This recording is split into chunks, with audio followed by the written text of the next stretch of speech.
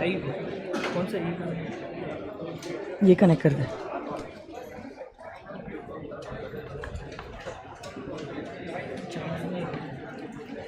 थोड़ी देर से 10-15 मिनट से सेटल होने देगी, इसकी ज़रूरत नहीं है, रहने दे, फालतू में पसारा मत कर।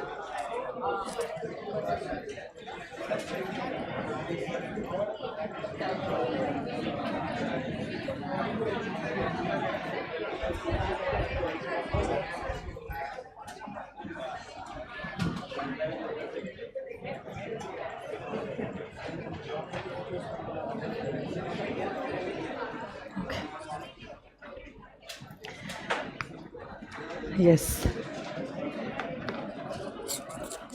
So very good morning to every one of you all. Good morning all my virtual students also. तो आज हम लोग एक्चुअली टॉपिक की शुरुआत करेंगे और सबसे पहले हम समझेंगे लॉ का मतलब क्या होता है। बिकॉज देखो अब लिटरली आपकी सीए की जर्नी में लॉ और अकाउंट्स ये दो सब्जेक्ट्स ऐसे होते हैं जो तीनों भी स्टेजेस में कवर्ड है। फाउंडेशन में भी लॉ और अकाउंट्स है, इंटर में भी आपको लॉ और अकाउंट्स है, और सीए फाइनल में भी आपको लॉ है as a self paced module जो आपको क्लियर करना जरूरी होता है before giving your CA final examinations. तो बेसिकली तीनों भी स्टेजेस पे आपको लॉ ये सब्जेक्ट तो आपको फेस करना ही पड़ेगा। तो अगर आपको जिंदगी बितानी है, जीना है, खाना है, पीना है लॉ के साथ, तो अब आपको समझना पड़ेगा कि लॉ ये शब्द का मतलब क्या होता है और क्या सारे एलिमेंट्स लॉ में कवर्ड होते हैं, और एक्ट क्या होता है, लॉ क्या होता है, कौन सा ब्रॉडर टर्म है, कौन सा नैरोअर टर्म है, ये सारी चीजों को हम आज समझने वाले हैं। So today is going to be the very basic lecture of this subject and this is necessary because this is an investment. क्योंकि डायरेक्टली अगर मैं एक्ट चालू कर दूं वो सही बात नहीं होगी। जैसे आप जानते हो law is a very new subject to all. आप लोगों ने अभी तक लॉ का एल भी नहीं देखा है, so you have no idea आप लोगों के साथ क्या क्या होने वाला है। तो वैसे अच्छी बात है ये, because ignorance is a bliss. तो अच्छी बात है, आपको नहीं पता है और ना ही पता चले तो अच्छा ही रहेगा, क्योंकि कैसे धीरे धीरे करके हल्का सा डोज में आपको देती जाऊंगी, कब आपको इंजेक्शन लग जाएगा आपको समझ में भी नहीं आएगा। So that's a good thing for me, क्योंकि बाकी सब्जेक्ट्स के लिए बच्चा कैसे वो मेंटली प्रिपेयर, अरे मैथ्स बैंड यार अभी तक समझा ही नहीं, sine theta upon theta is equal to 1 क्यों सिखाया गया था हमें, आज तक मेरे को नहीं समझ में आया है कि इसका क्या क्या सेंस है। साइन थीटा करा है आप लोगों ने, sine theta upon theta is equal to 1, आज तक जिंदगी में तो मेरे को वो कभी काम में आया नहीं, मेरे को अभी तक समझ में नहीं आया ये हमने क्यों सीखा है। बट देखो जहां तक लॉ की बात है, law is a very practical paper. कोई भी थियोरी अगर आता है, देखो हम कहते हैं law is a theory paper, but मैं आपको बताना चाहती हूं अगर कोई थियोरी आया है, थियोरी के पीछे कुछ प्रैक्टिकल हुआ होगा जिसकी वजह से ये थियोरी बना है। ऐसा नहीं होता है कि चलो यार टाइम है, बहुत ही टाइम है, टाइम पास करने के लिए कुछ नहीं है तो लिख दिया कानून, ऐसा नहीं होता है। कुछ तो कांड हुआ है या कुछ तो बात हुई है जिसकी वजह से अब गवर्नमेंट को या सरकार को लगा है कि नहीं इस एरिया में हमें रूल्स रेगुलेशंस बनाना जरूरी है, हमें कानून बनाना जरूरी है, और उसके बाद उन्होंने कानून जो है वो बनाना शुरू किया और ऐसे करके लॉ का इन्वेंशन हुआ। इनिशियली बहुत जमाने पहले से लॉ नहीं था, but as and when the requirement arose हमने कानून भी बनाना चालू कर दिया। देखो ना, जैसे कि कंपनीज एक्ट 2013 में आया, खैर उसके पहले हमारा कंपनीज एक्ट 1956 था, उसके भी पहले कंपनीज एक्ट 1913 था जब Britishers came into India to do business. Britishers India में आए ही बिजनेस करने के लिए in the form of East India company. पता है आपको ईस्ट इंडिया कंपनी के बारे में आपने सुना है? तो बेसिकली कंपनी फॉर्म तब इंडिया में इंट्रोड्यूस हुआ, कुछ समय पहले, ज्यादा भी नहीं, 2008 में वी इंट्रोड्यूस्ड एलएलपीज। तो जैसे जैसे जमाना बदलते गया ना, वैसे जमाना बदलते जमाने के साथ हमने कानून भी बनाना शुरू कर दिया। पहले सोल प्रोप्राइटरीशिप हुआ करते थे, फिर पार्टनरशिप होने लग गए, हिंदू अनडिवाइडेड फैमिलीज आने लग गई, फिर कंपनी का कॉन्सेप्ट ब्रिटिशर्स ने इंडिया में लाया, हम लोगों ने आविष्कार किया और कंपनी और पार्टनरशिप को मिला के एक नया एंटिटी बनाया which is known as the LLP. तो जैसे जैसे जमाना बदलते गया लोग बिजनेस करते गए। अब देखो जहां बिजनेस एसोसिएटेड है, अब आप जानते हो कुछ लोग होते ही है जो कांड करने वाले हैं। 100 में से 99 अच्छे हैं, बट वो एक बंदा है जो कांड करेगा और लोगों की मेंटालिटी पूरी खराब कर देगा और लोगों का विश्वास कम होने लग जाएगा। अब ऐसे केस में जब ऐसे कांड कर, जैसे आज के जमाने के लोग तो चोरी है, ऐसा ही आपने कितने स्कैंडल्स देखे नहीं आप लोगों ने। आप लोगों ने अगर Sahara group of industry, Subrata Roy Sahara के बारे में सुना है आपने? लोनावाला में एक है एम्बे वैली सिटी, नहीं, सुब्रतो रॉय सहारा। सत्यम कंप्यूटर्स, कुछ सुना है आप लोगों ने? मेरे को पता है एक चीज, एक मेरे को पता है एक पर्सन जिसको आप जानोगे। अच्छा, हर्षद मेहता तो उसने तो स्टॉक एक्सचेंज में काम किया था। हम तो यहाँ पे कंपनीज की बात कर रहे हैं ना। हाँ, ये बराबर बता रहा था आपको। हमने तो नाम भी नहीं कहा और आपने पहचान लिया। आपने इस रंगीन आदमी के बारे में सुना होगा, देखा होगा। सुब्रतो रॉय सहारा बोले तो नहीं नहीं कुछ नहीं पता। सत्यम कंप्यूटर्स नहीं नहीं कुछ, ये बराबर आपको समझ में आ गया। तो आप लोग जानते हो कि ये जो रंगीन इंसान है, ओके, इन्होंने भी इंडिया में एक बहुत बड़ा स्कैंडल किया था और बहुत लोगों को लूटा है, including the customers, employees, share holders, everyone. He has looted the country and now he is मतलब उड़ गया वो and he is in UK, London में मजे कर रहा है ये बंदा। ठीक है, अब आप बताओ ऐसे, ये ध्यान से देखो इस चेहरे को, ये ऐसे लोगों की वजह से ना लोगों का जो विश्वास है वो कानून पे कम होने लग गया है। और देखो जब ऐसा स्कैंडल बाहर आता है ना, क्या होता है, हम भी अभी जनता जो है बहुत इनोसेंट है, हम इन लोगों को दोषी नहीं ठहराएंगे कि ये गलत इंसान है। या रामलिंगा राजू, आपने सुना है? Ramalinga Raju is that person who did the scandal in Satyam computers. ये देखो ये बंदा Ramalinga Raju. This person was involved in a scandal of Satyam Computers. Okay, it's an IT-based company which has been taken over by Mahindra right now. But yes, यहाँ पे भी एक बड़ा scandal हुआ था। इस स्कैंडल के बारे में भी हम लोग सीखने वाले हैं। मैं आपको बताऊंगी, बहुत मजा आएगा आप लोगों को। बट देखो, ये वो व्यक्ति है जिसने गवर्नमेंट को इंस्पिरेशन दिया कि अब कंपनीज एक्ट 1956 हटाओ और कंपनीज एक्ट 2013 लाओ। क्योंकि सच में कंपनीज एक्ट जब 1956 बना था ना, तब लॉ मेकर समझते थे कि देश की जनता बहुत भोली है और ऐसे कुछ स्कैंडल और ऐसे कुछ कांड हो गए नहीं। फिर एक दो ऐसे किस्से विजय माल्या के, सुब्रतो रॉय सहारा के, रामलिंगा राजू, सत्यम ग्रुप का, ये जो सत्यम ग्रुप का जो स्कैंडल हुआ था, ये सारे स्कैंडल आने के बाद देखो जनता, आप सोचो आपने शेयर 300 रुपए में लिया है, 300 रुपए का आपका एक शेयर, उसका दाम 27 रुपए, 27 रुपीज। आप सोचो, आप इन्वेस्ट करते हो इस इंटेंशन से कि आपको रिटर्न मिले, रिटर्न तो गया बाहर में, आपका पैसा जो डाला गया है वो भी नहीं बाहर निकल रहा है। 300 रुपए का आप शेयर, आप सोचो उसकी कीमत 10% हो रही है। 10% रिटर्न नहीं, 10% वैल्यू हो रही है। 100 की वैल्यू 10 रुपए हो रही है, मतलब for every 10 rupees that you invested you are only getting back 10 rupees. तो ये जब सब निकला बाहर, शेयर होल्डर से लेकर, इन्वेस्टर से लेकर, एम्प्लॉय से लेकर, कस्टमर से लेकर, सब लोग परेशान थे। और तब हम लोगों ने रामलिंगा राजू को दोषी नहीं ठहराया, जनता स्ट्रेट अवे उंगली उठाने लग गई सरकार पे कि आप क्या कर रहे थे मोदी जी? सबका साथ सबका विकास बोला था आपने, ये क्या हो रहा है? जवाब दीजिए हमें। तो ऐसे केस में देखो, it's a pressure, too much pressure even on the government, और इसीलिए फिर गवर्नमेंट ने सारे एक्शंस लिए so that what it could do is it could change the laws relating to companies. और फिर हमने निर्मला सीतारमन को, पता है निर्मला सीतारमन? देखो मैं आपको बताती हूं, मोदी जी जो है वो अकेले देश नहीं चला सकते। सुनो मेरी बात, मैं बहुत प्रैक्टिकली लॉ पढ़ाती हूं, आपको मजा आ जाएगा।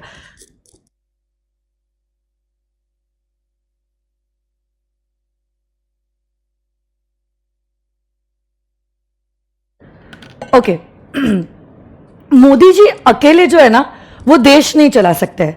देश चलाने के लिए उनको अपनी पूरी फौज लगती है, पूरी टीम लगती है. तो इसीलिए उन्होंने क्या किया है, उन्होंने मतलब पार्लियामेंट का सिस्टम ही ऐसा है, हमने देश को अलग अलग डिपार्टमेंट्स में बांट दिया है. और बहुत सारे डिपार्टमेंट्स है इंडिया में, जैसे कि मिनिस्ट्रीज हम उसको कहते हैं, जैसे कि ministry of corporate affairs, ministry of finance. आप में से कोई जानता है मिनिस्ट्रीज के नाम? Okay, ministry of foreign affairs, और बस इतना ही जानते हो आप लोग? कम ऑन गाइस, सिविक्स में क्या पढ़ा है आप लोगों ने? क्या पढ़ा है?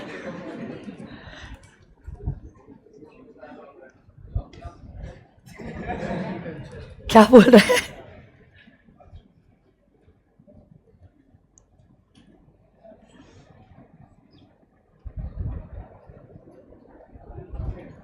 इस नेट को क्या हो गया? ये देखो, बहुत सारे मिनिस्ट्रीज है इंडिया में. Ministry of coal, ministry of agriculture, ministry of, ये मैंने आपको बताया था, कॉर्पोरेट अफेयर्स, ये दिख रहा है आपको. फिर है हमारा मिनिस्ट्री ऑफ फाइनेंस होगा, फाइनेंस, ये देखो मिनिस्ट्री ऑफ फाइनेंस. किसी ने कहा था ministry of external affairs, ministry of education, ministry of defence, ministry of culture, ministry of home affairs. Amit Shah को तो आपने देखा होगा, अपने मोटे भाई.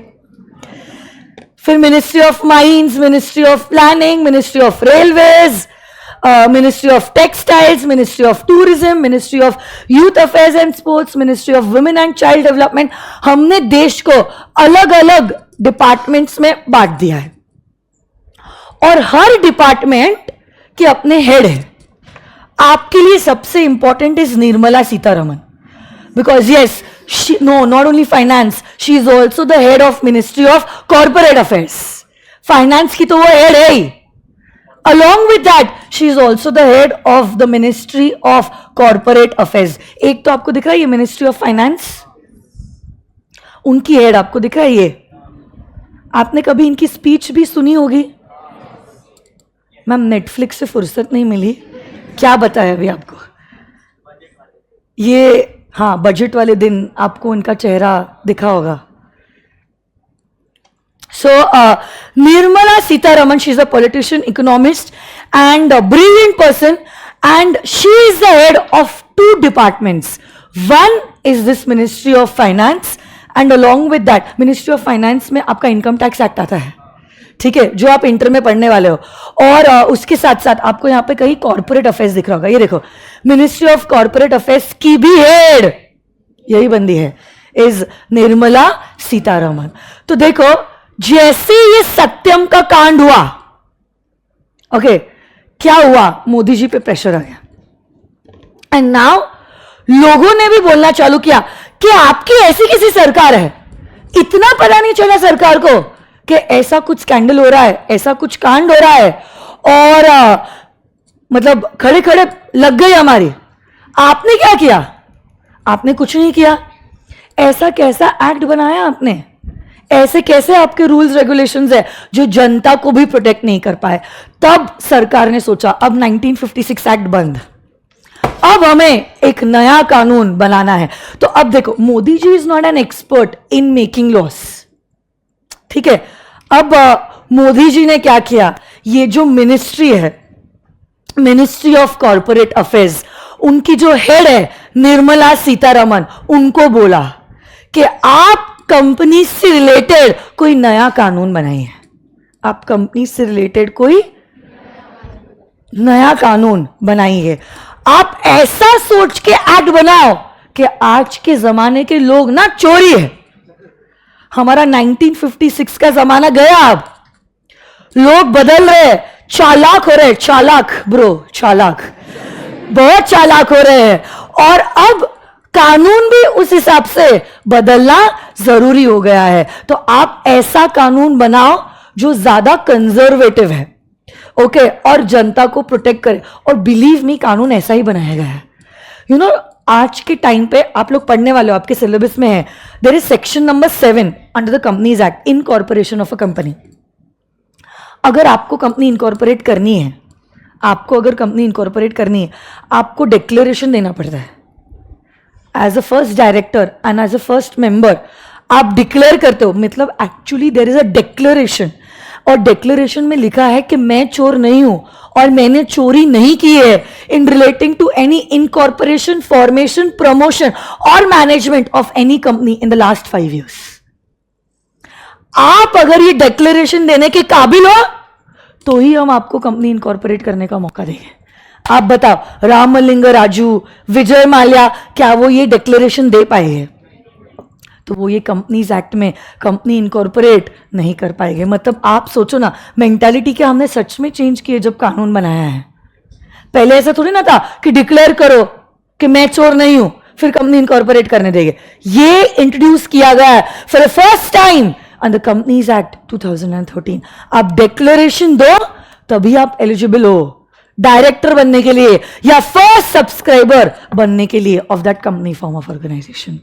तो देखो क्या हुआ, मोदी जी ने निर्मला सीतारमन को बोला. ऑफ कोर्स निर्मला सीतारमन की भी अपनी पूरी टीम है उस मिनिस्ट्री में, और वो लोगों ने सबने मिलकर, because they are expert in corporate affairs, ये वो लोग हैं उस मिनिस्ट्री में जिनको कंपनीज का, कॉर्पोरेट वर्ल्ड का बहुत अच्छा नॉलेज है. उन लोगों से हमने ये टीम बनाई है.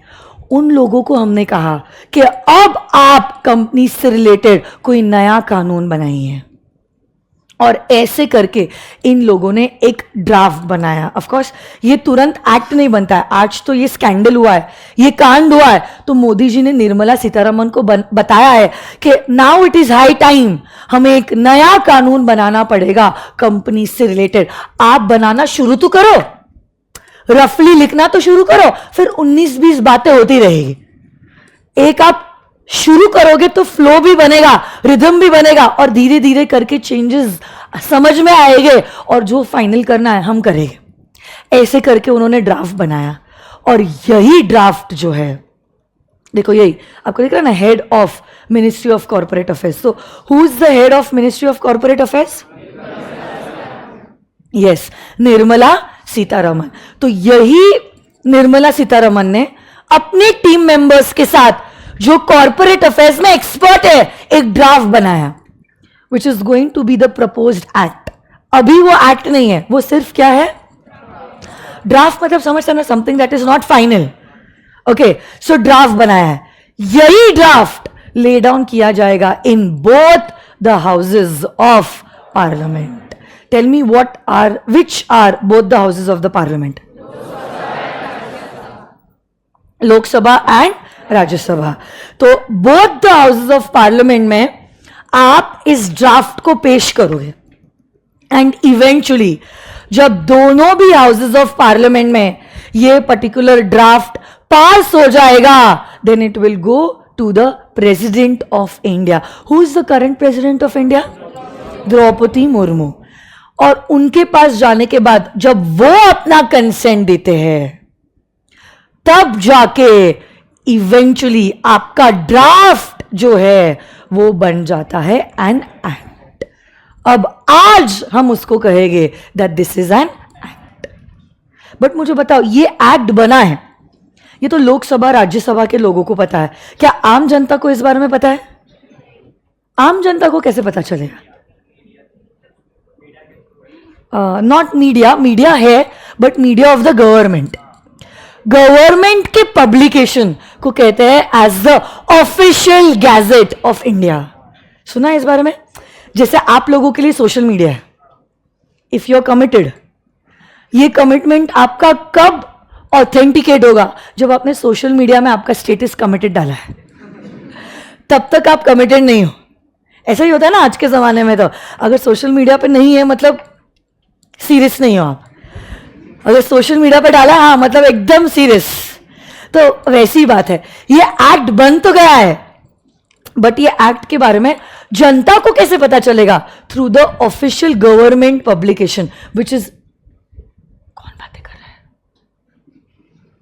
बातें मत करो. Okay, which is known as the official gazette of India. मैं बताती हूं आपको practically. So this is the website of the Gazette of India. ये देखो, this is the official gazette of India. ये कल के डेट्स के, देखो कुछ तो ministry of health and family welfare ने कुछ तो पब्लिकेशन लाया है, मिनिस्ट्री ऑफ एजुकेशन ने, मिनिस्ट्री ऑफ फाइनेंस ने भी कुछ नोटिफिकेशंस लाए हैं. दिख रहा है क्या आप लोगों को? सो यहां पे जब आप पब्लिश करते हो तब आपको एक्चुअली समझ में आता है कि ये सारी चीजें पार्लियामेंट में पास हुई है, पार्लियामेंट के साथ साथ प्रेसिडेंट ने इसको अपना कंसेंट दिया है, और फिर इवेंचुअली जो भी नोटिफिकेशन में डेट लिखी होती है उस दिन से ये कानून जो है वो आपको एप्लीकेबल होना शुरू हो जाता है. उसी को हम लीगल भाषा में कहते हैं एज एन एक्ट. क्या कहते हैं? एक्ट. एक्ट कहते हैं. क्या कहते हैं?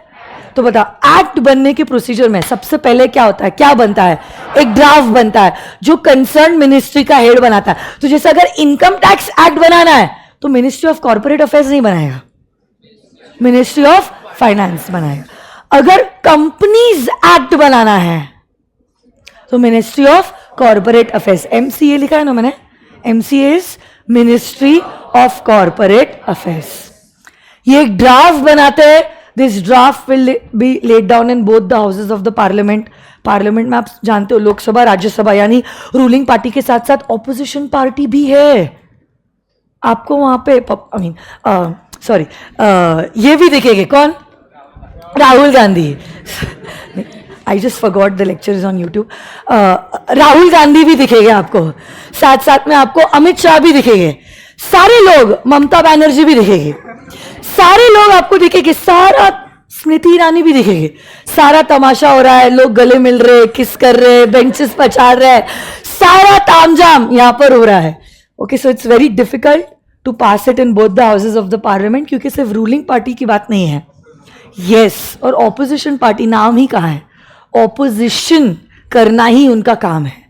But once it is passed in both the houses of the parliament, it will go to the president of India, and once the president gives the consent, it will become an act. और यही act को कहां पे publish करोगे?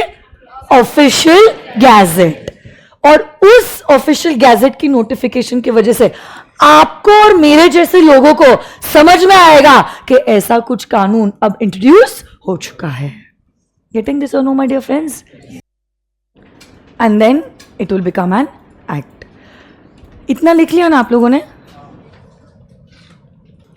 ये जो सत्यम का मैं स्कैंडल की बात कर रही थी कि क्यों कंपनीज एक्ट आया है, देखो हम लोग कंपनीज एक्ट शुरू करने वाले कुछ दिनों में, मतलब अगले ही लेक्चर में.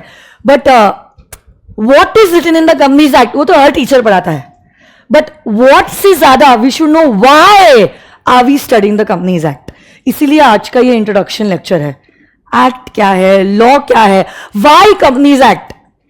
ओके, ये सारे सवालों के जवाब आपको आज के सेशन में मिलने वाले हैं. ठीक है, सुनो, ये स्कैंडल में हुआ क्या था, पूरा वीडियो में नहीं बता रही हूं, जितना आपके लिए जरूरी उतना मैं बता रही हूं.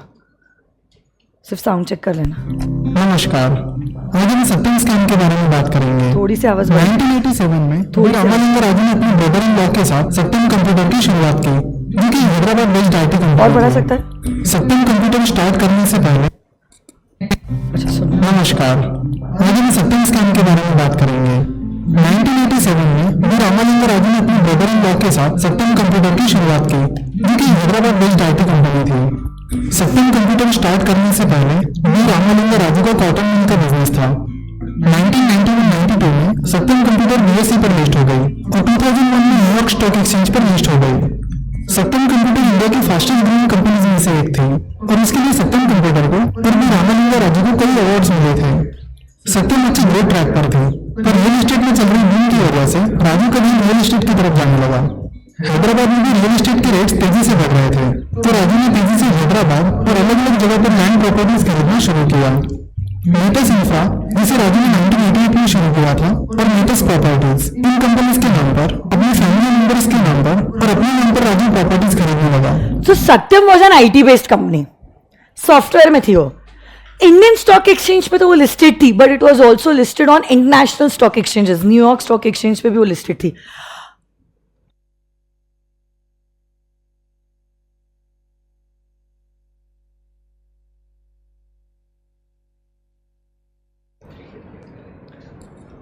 और फिर क्या हुआ, रियल एस्टेट के भाव बढ़ने लग गए, उनकी दूसरी कंपनीज थी, वो कंपनीज के नाम पे वो क्या करने लग गए, प्रॉपर्टीज जो है वो खरीदने लग गए। अब देखो क्या हुआ, हेराफेरी करने लगा,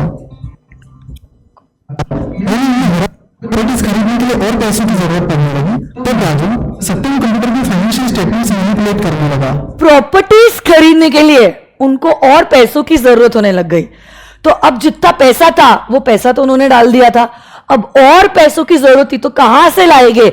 सत्यम कंप्यूटर्स लिमिटेड, ये जो कंपनी थी, उनके फाइनेंशियल स्टेटमेंट्स में वो हेरा फेरी करने लग गए और यहां के पैसों से वो प्रॉपर्टीज खरीदने लग गए। देखो कैसी हेरा फेरी कर रहे थे, अब आपको बताएंगे। करने लगा। फॉर एग्जाम्पल, अगर कंपनी को एक्चुअल में 60 करोड़ का प्रॉफिट हुआ है तो फाइनेंशियल स्टेटमेंट्स पर राजू 600 करोड़ का प्रॉफिट दिखाता था, और ऐसा करके ये दिखाने की कोशिश करने लगा कि सत्यम बहुत तेजी से ग्रो हो रही है। आप सोचो 60 करोड़ का रियल में प्रॉफिट, वो बोगस सेल्स बताते जा रहा है, बताते जा रहा है, बताते जा रहा है, और ऐसा बता रहा है जैसे कि कंपनी का सेल्स जो है वो 600 करोड़ है। बोगस सेल्स मतलब समझता है? हाँ, फेक, ऐसा सेल जो कभी हुआ ही नहीं है। अब देखो, आप लोग अकाउंट्स थोड़ा बहुत जानते हो, अगर मेरा सेल्स ज्यादा है, मेरा प्रॉफिट ज्यादा है, प्रॉफिट ज्यादा है मतलब उतना कैश जनरेट हुआ। देखो, जितना प्रॉफिट साल भर एंटिटी कमाता है, मतलब उतना कैश एंटिटी ने जनरेट किया है। आप बताओ, क्या रियलिटी में ये सेल्स कभी हुआ था? क्या कभी ये प्रॉफिट एंटिटी ने कमाया था? क्या कभी ये कैश एंटिटी के पास आया होगा? बट अब आपको बैलेंस शीट को तो बैलेंस आउट करना पड़ता है। अगर मैंने बताया है कि उतना कैश जनरेट हुआ है, क्योंकि यहां पे मैंने बताया कि मेरे को प्रॉफिट हुआ है, तो मैं क्या करूंगी, ये बनाने लग गया fake FDs. FD fix deposit, fake FD.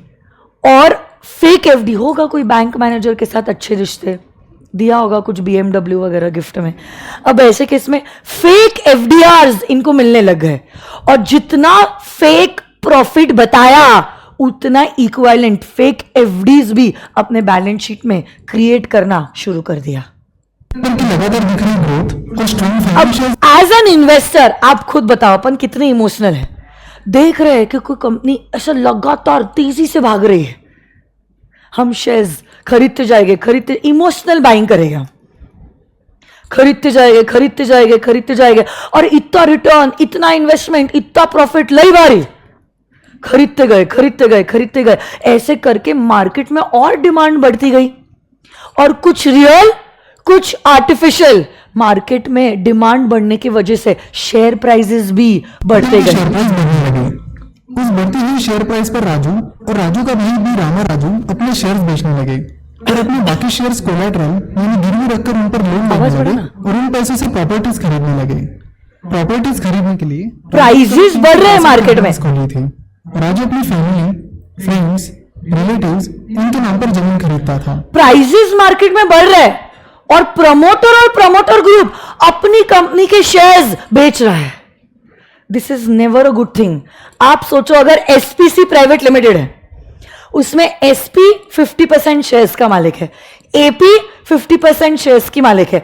आज जब स्वप्निल सर और अंकिता मैम का 50-50% स्टेक है, मे बी हमारी प्राइवेट कंपनी पब्लिक में हो रही है और हम नए शेयर्स इशू कर रहे हैं, क्या आप लोग हमारी कंपनी में इन्वेस्ट करोगे? हाँ, बट आप सोचो, अगर हमारी कंपनी लिस्टेड कंपनी है और हम क्या कर रहे हैं, एसपीसी में से एसपी और एपी अपने शेयर्स बेचते जा रहा है, will you feel confident in the company? Why no? अरे गाड़ी जो चला रहा है वही एग्जिट रूट देख रहा है, तो एक्सीडेंट तो होगा ही ना। अरे आप देखो, मजाक नहीं, सच में। आप जानते हो Reliance industries limited? Reliance industries limited में आज भी मुकेश भाई जो है ऑलमोस्ट 50% स्टेक होल्ड करते हैं। इसलिए रिलायंस पे हमको भरोसा आता है, क्योंकि अगर कंपनी डूबेगी पहले मुकेश भाई डूबेंगे और फिर हम डूबेंगे।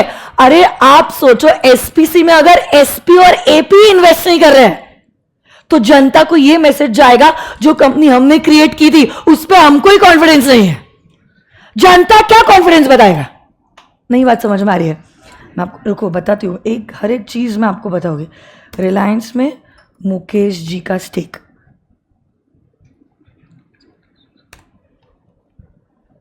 शेयर प्राइस बता रहा है, होल्डिंग लिखती हूँ मैं, holding of Mukesh Ambani in Reliance. ये देखो almost 47.29% stake is with Mukesh Ambani. आपको समझ में आ रही है ये बात? मतलब 100% होल्डिंग में से almost tentatively 50% stake is held by Mukesh Ambani, और बाकी का 50% is held by all these लाखों करोड़ों मेंबर्स। नहीं आई बात समझ में? ये अपने आप में बताता है कि उनको विश्वास है कि जो अंपायर उन्होंने क्रिएट तो नहीं किया है, बट जिसको आगे लेके गए वो, उनको पता है वो क्या कर रहे हैं। यहां पर क्या हो रहा है? उल्टा रामलिंगा राजू ने जो कंपनी बनाई थी, उसमें जहां पहले उनका स्टेक 24% था, धीरे धीरे करके थोड़े थोड़े शेयर्स बेच रहे और ला लिए ओनली अप टू 2%। जो कंपनी उन्होंने खुद ने क्रिएट की थी उसमें ही वो डिसइन्वेस्ट कर रहे हैं। मतलब उनको कुछ विश्वास नहीं, क्योंकि वो जानते हैं ना अंदर क्या कांड चालू है। आप समझ रहे हो? कंपनी एक्चुअली खोखली है। कहते ना जसं दिसतं तसं नसतं। दिख रहा है शेयर प्राइसेस बढ़ रहे, बट रियलिटी में ये सब फेक है, मोह माया है। ये कुछ भी रियलिटी नहीं है। उनके फार्म में काम कर ये देखो एक्चुअल और फेक प्रॉफिट। सत्यम कंप्यूटर का ज्यादा सेल्स दिखाने के लिए राजू फेक सेल्स इनवॉइसेस बनाने लगा। आवाज राजू ने बढ़ा है। 7500 फेक सेल्स इनवॉइसेस बनाई थी। फेक सेल्स इनवॉइसेस बनाकर सेल्स हो गया ये तो दिखा दिया, but where is the profit? उस फेक सेल से मिला हुआ प्रॉफिट कहाँ है? तो इसके लिए राजू ने झूठे बैंक स्टेटमेंट्स दिखाकर फेक सेल ये से देखो। मिला हुआ पैसा बैंक में है ऐसा दिखा दिया, यानी बहुत सारा ऐसा कैश रिजर्व दिखाया जो एक्चुअल में था ही नहीं। कई सालों तक राजू इसी तरह लगातार सेल्स, प्रॉफिट्स और बाकी फिगर्स को बढ़ाकर दिखाता रहा। कंपनी की अच्छी ग्रोथ दिखाकर राजू इन्वेस्टर्स को कंपनी की ओर अट्रैक्ट करता रहा। इन्वेस्टर्स आते जिससे गए सत्यम आते कंपनी गए की शेयर आते प्राइस गए बढ़ती चली गई और सत्यम के प्रमोटर्स लगातार ऊंची प्राइसेस पर अपने शेयर्स बेचते और रहे। प्रमोटर शेयर्स बेचते गए ये देखो प्रमोटर्स की शेयर होल्डिंग 24%।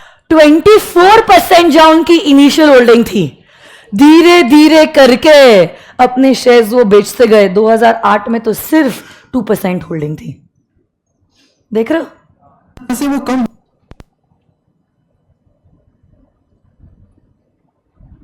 मैं आपको ये देखो, ये पूरा कांड जब मार्केट में बाहर आया, सत्यम के इस डिसीजन के बाद ये पूरा कांड जब बाहर आया, क्योंकि देखो इवेंचुअली जब आपने बबल बनाया है वो बबल फूटने वाला है।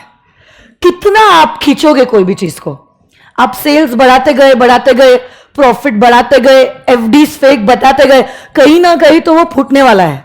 तो ये भांडा जब इनका फूटा, जैसी मार्केट में ये न्यूज आई, और पता है किसी और ने ये भांडा नहीं फोड़ा, खुद Ramalinga Raju confessed it to SEBI by writing a letter to SEBI कि इतने सालों से मैं ये सारा कांड कंपनी में कर रहा था, and I was riding on a lion जिसका खुद का कंट्रोल मेरे को पता नहीं था कैसे करना है।